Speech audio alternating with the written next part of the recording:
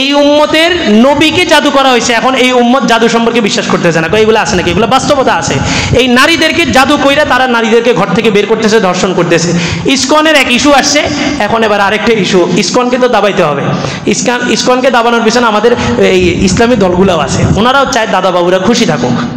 ইসলামী দলগুলোও কি চায়? দাদা বাবুরা খুশি থাকুক। এবার একটা ইস্যু উঠেছে, হ্যাঁ নাকি না। আপনারা কোন পক্ষে আছেন? হার পক্ষে না নার পক্ষে?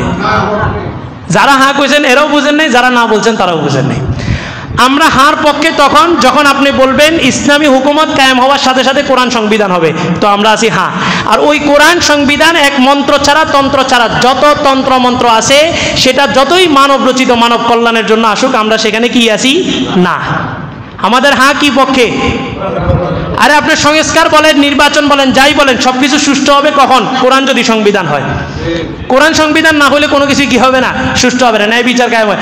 বিচার হওয়ার আগে নিজের দলের লোক বাড়াইতেছে, আমার দলে ঢুকেন। আপনারা যারা এই এলাকায় আছেন, আপনারা যারা যা করছেন কোনো সমস্যা নাই, তওবাগির আমার দলে চলে আসেন।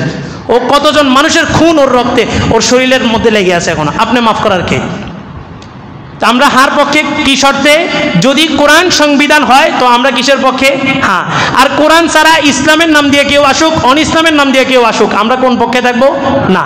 আল্লাহ তাআলা কথাগুলো বোঝার, আমল করার তৌফিক দান করুন।